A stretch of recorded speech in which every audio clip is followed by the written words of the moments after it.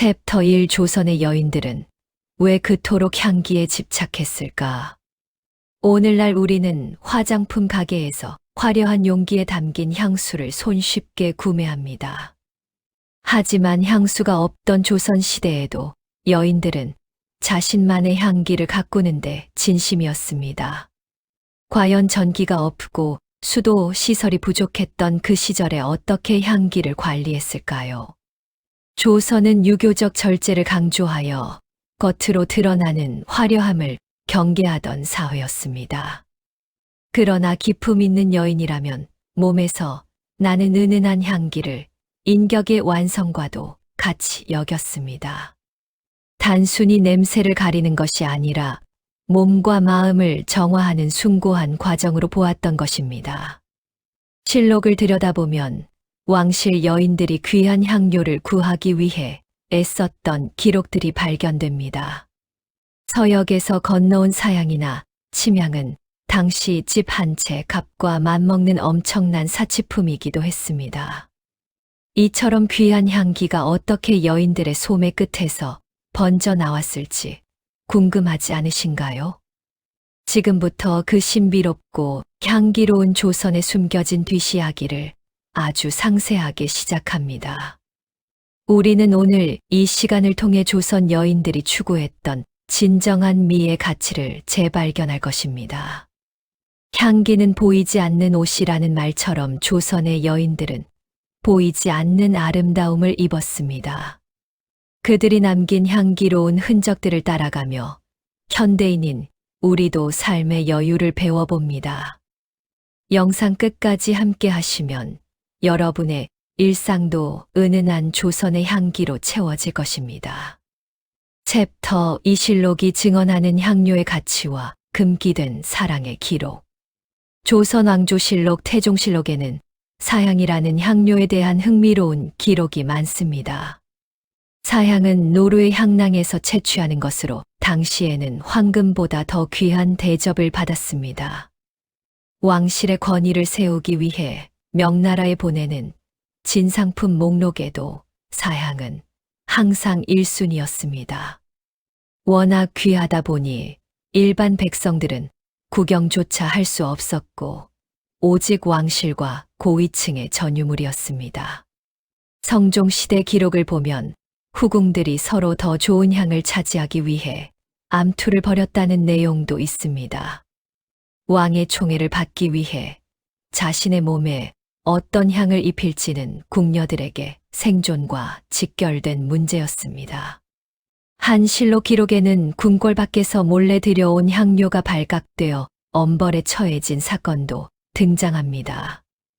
이는 향기가 단순한 기호품을 넘어 궁중의 기강과 정치를 흔들 수 있는 요소였음을 보여줍니다. 연산군 시대에는 사치스러운 향락을 위해 전국에서 향료를 징집하여 백성들의 원성을 샀습니다. 반대로 영조대왕은 사치를 경계하기 위해 화려한 향낭과 놀이개 사용을 엄격히 제한하기도 했습니다. 하지만 법으로도 막을 수 없었던 것이 바로 아름다워지고 싶어 하는 여인들의 열망이었습니다. 사대부 집안에서도 딸의 혼수품 중 가장 으뜸으로 치는 것이 정성껏 준비한 향낭이었습니다. 시어머니가 며느리에게 대대로 내려오는 향료, 제조법을 전수하며 가문의 기품을 잇기도 했습니다. 실록 속에 기록된 향기 이야기는 단순한 냄새 이상의 역사적 무게감을 가지고 있습니다. 챕터 3 몸의 진이는 살아있는 예술품 향낭의 세계.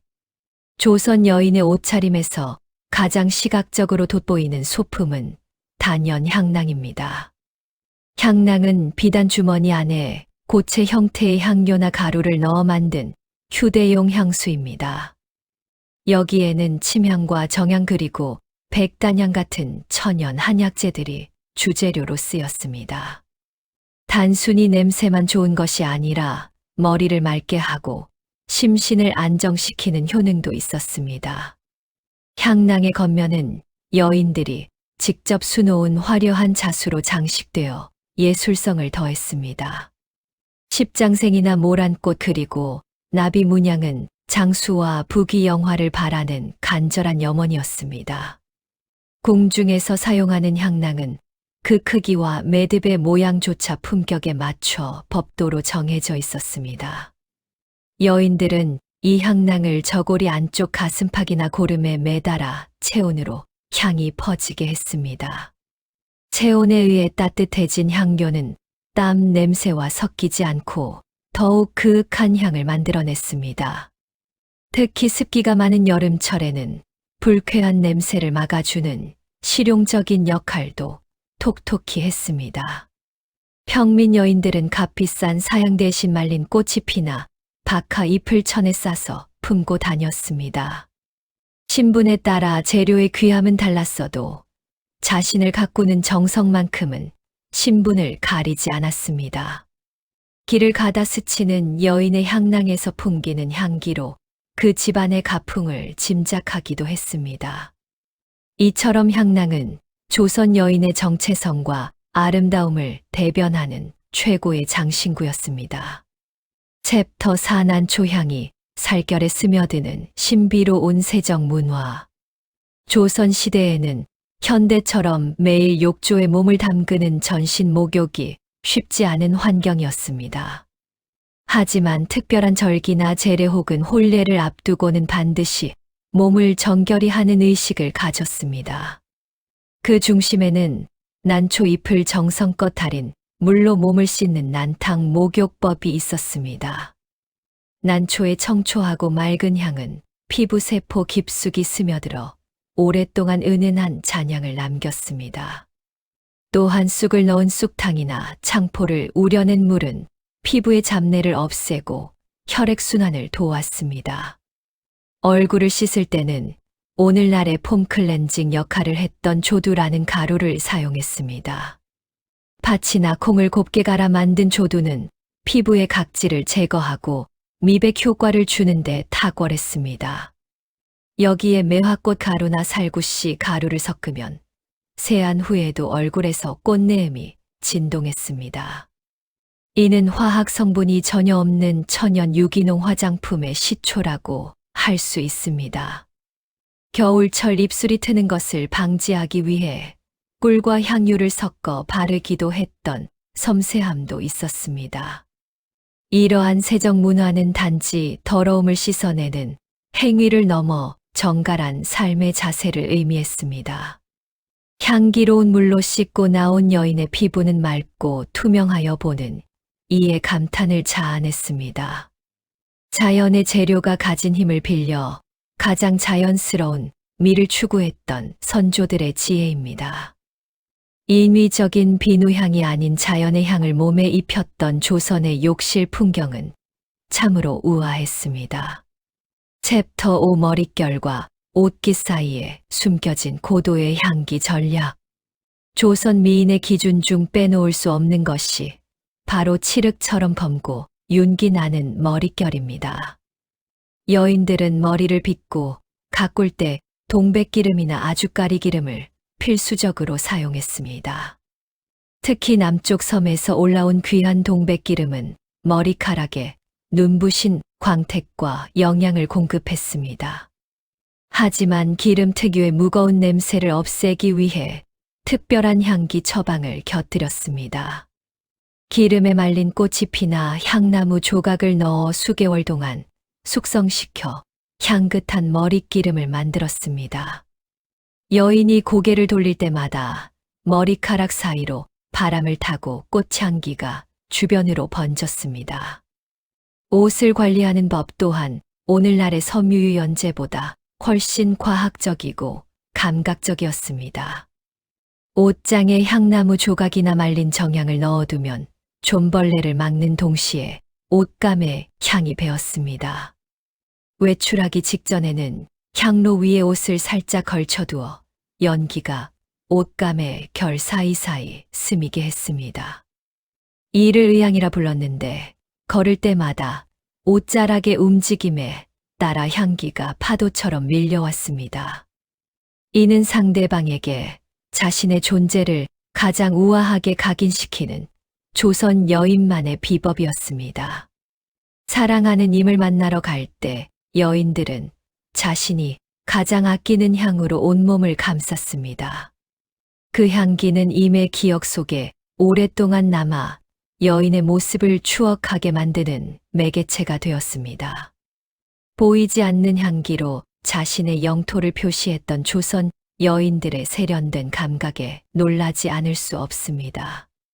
챕터 6 문학과 예술 속에 피어오른 여인들의 향기 에피소드. 조선의 고전 소설이나 시조 속에서도 향기에 관한 묘사는 매우 상징적으로 등장합니다. 우리가 잘 아는 춘향전에서 성춘향이 이몽룡을 기다리며 단장하는 장면을 떠올려 보십시오. 춘향의 몸에서 나는 향기는 그녀의 절개와 순수한 사랑을 시각화하는 장치로 쓰였습니다. 고대 미인을 묘사할 때 항상 옷 같은 피부와 향기로운 숨결이라는 표현이 빠지지 않았습니다. 이는 향기가 미인이 갖춰야 할 절대적인 필수 덕목이었음을 의미하는 것입니다. 허난 설원과 같은 여류 시인들은 자신의 시 속에서 향 연기를 외로움에 비유하기도 했습니다. 방 안 가득 피어오르는 향 연기를 보며 멀리 있는 임에 대한 그리움을 시로 승화시켰습니다.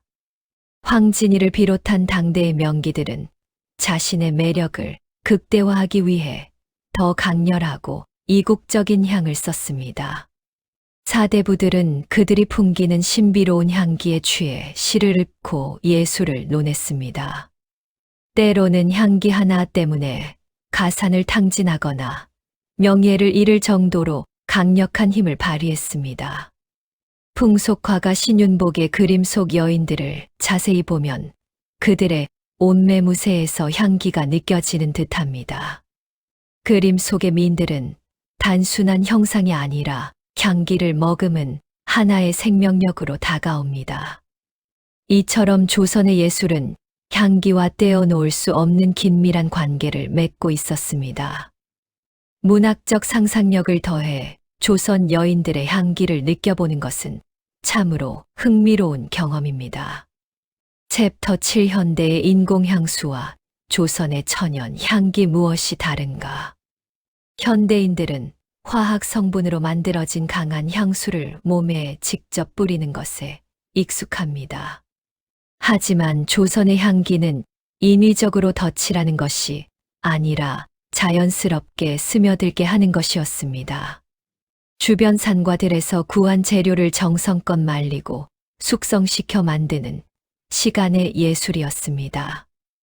독한 알코올 성분 없이 오직 자연의 순수한 정수만을 담았기에 몸과 마음이 편안했습니다. 또한 사람의 체온이나 본래의 살냄새와 섞여 세상에 단 하나뿐인 나만의 향을 완성했습니다. 남과 똑같은 유행을 따르기보다 자신의 성품에 맞는 향을 찾는 과정을 중요하게 여겼습니다. 오늘날 스트레스에 시달리는 우리에게 조선의 향기 지혜는 큰 위로를 건넵니다. 자극적인 향 대신 마음을 차분하게 가라앉혀주는 은은한 나무 향이나 꽃향기가 필요한 때입니다. 집안의 한 구석에 작은 향나무 하나를 두는 것만으로도 조선의 운치를 느낄 수 있습니다. 여러분도 오늘 하루만큼은 인공적인 향에서 벗어나 자연의 향기에 귀를 기울여 보십시오. 조선 여인들이 그러했듯 보이지 않는 향기를 가꿈으로써 내면의 기품을 세워보시길 바랍니다. 인품에서 배어나오는 진정한 향기야말로 세월이 흘러도 변치 않는 최고의 향수입니다. 오늘 준비한 조선의 향기 이야기가 여러분의 삶에 작은 휴식이 되었기를 진심으로 바랍니다. 오늘 준비한 조선의 향기 이야기가 여러분의 지친 일상의 작은 쉼표가 되었기를 진심으로 바랍니다. 여러분의 삶 속에는 오늘 어떤 향기가 머물고 계신가요?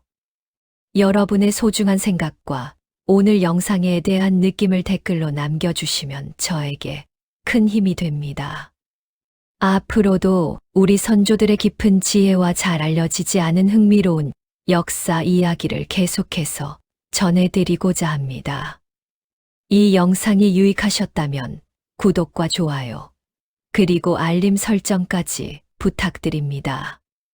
여러분의 따뜻한 관심이 전국민 인생 수업 채널을 수십 년 동안 이어갈 수 있게 하는 가장 큰 원동력입니다. 저는 다음 시간에도 더 깊이 있고 품격 있는 이야기를 들고 다시 찾아뵙겠습니다. 지금까지 시청해 주신 형님과 누님들, 그리고 모든 구독자 여러분 진심으로 감사합니다. 오늘도 은은한 향기처럼 품격 있고 평안한 하루 보내시길 바랍니다.